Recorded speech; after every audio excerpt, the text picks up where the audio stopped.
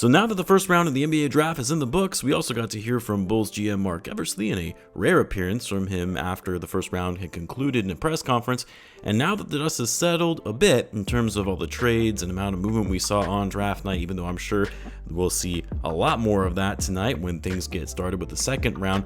But for the time being, the Bulls have their guy, the player they selected with the 12th overall pick in Noa Essengue, the French player who plays professionally overseas in Germany, a player with a ton of upside, a big swing with a high risk, high reward outcome. But who is Noa Essengue exactly, and how does he fit with the Bulls team and their future outlook? Well, let's talk about it. So what's going on, everyone? You're listening to Bulls Central here. Hope you're all doing well. By the way, if you're new to the channel, for all of you Essengue fans from overseas, if you're new here, welcome. Be sure to subscribe if you like the type of content, as I'll be covering this team all season long. And I would actually love to hear your thoughts on Essengue as well, as for those that have been following him since he was a very young kid.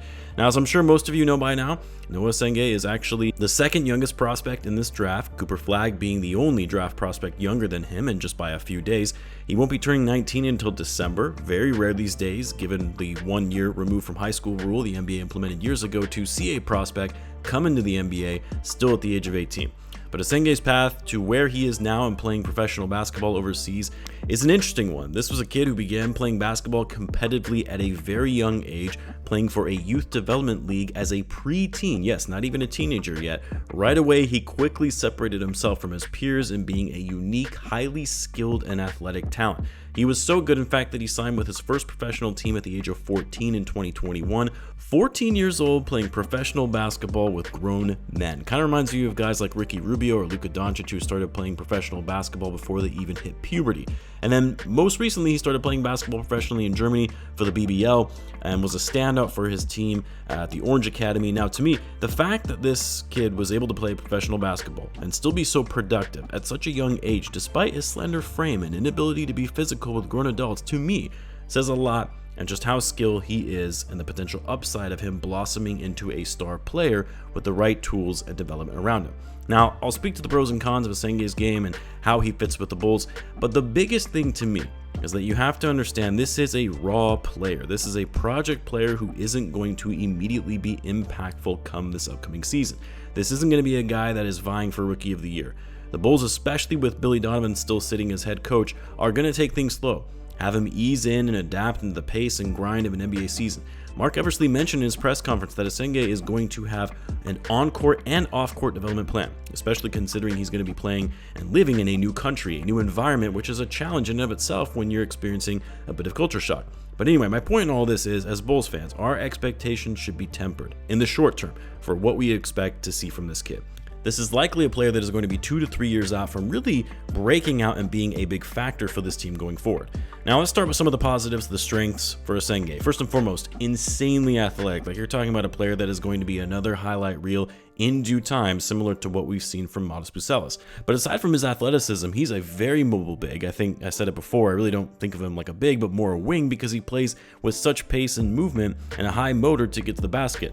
He's a big-time hustler. You guys know I love hustle players that will give it their all when they're on the court. He's got great instincts in moving in transition and knowing where he needs to be. He's great in the open court and fits the style of play the Bulls are wanting to employ. Fast-paced, up-tempo, creating space, and heavy ball movement. Where Essengue has thrived in most of his young career has been in a fast-paced, up-tempo offensive system that enables him to operate in the paint and finish around the basket. That's also another thing he's been great at, is his touch and finishing ability around the basket, as well as his offensive rebounding for second chance points, something the Bulls have struggled with, especially last season. He's a very underrated defender in my opinion. I mean, he can defend multiple positions, he can defend on the ball on the perimeter, but also has great awareness off the ball in the paint to come out of nowhere and contest shots at the rim.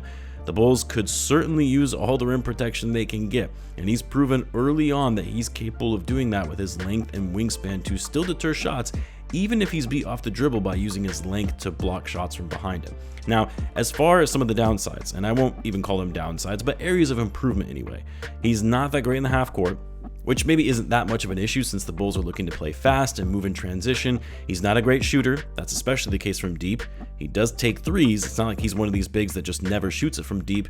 No, he can shoot threes when needed, but just doesn't shoot at a good clip and is pretty inconsistent with his shot. That's why I think the Bulls must invest in a shooting coach since they fired Peter Patton for some unexplicable reason, but whatever, we won't rehash that now. Also, he is not the best free throw shooter as well, which is never good in late game situations, but again, hopefully he'll continue to work on his shot, put in the work to be able to develop it and make everyone forget that this was even one of his weaknesses coming into the draft, similar to Modest, who had big question marks around his shooting and ended up looking just fine in his rookie year. The other thing that needs to be worked out on is his frame. Like, if he wants to meet the same level of physicality as other bigs in this league, he has to build and develop his body, put on some more weight, more muscle, not so much that it takes away from his athleticism, but enough that he can keep up with players in the NBA and not be bullied around on defense. Like, as solid as his defense has been in playing overseas, he's going to have to take his strength to the next level so he's not simply overpowered in the paint by his opponents. Then, of course, another area that, in my opinion, is probably more of a nice to have than a need to have, and that's mainly because of who he's going to be playing with, but most of his offense comes in the form of plays being assisted to him in the pick and roll. He's not the best at creating his own shot and generating offense that way, which again, maybe isn't as much of an issue when you're playing with a guy like Giddey, who has great court vision and is going to be able to find you the ball in the open court. Like, the benefit the Bulls have right now is they don't necessarily need more shot creators because they have one of the better passers in the game who is going to be that floor general to help generate offense.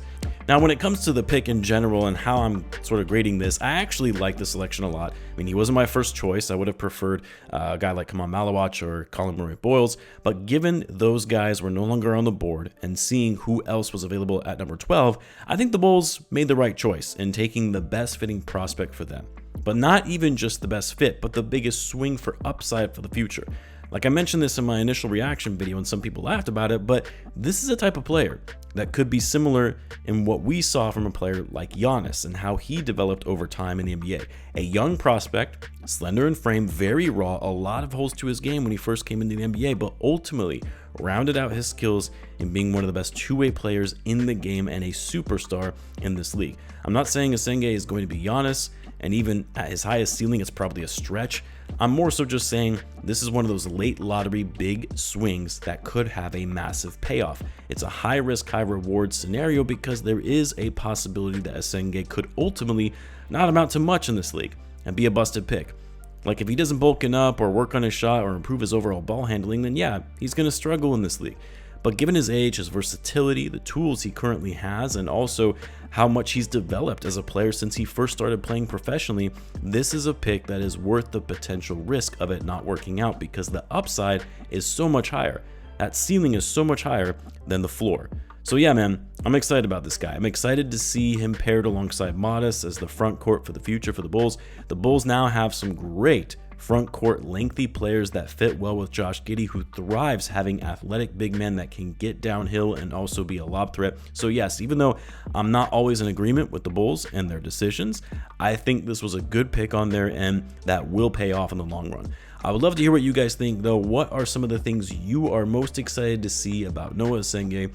Let me know in the comments. As always, be sure to subscribe, and I will see you in the next one.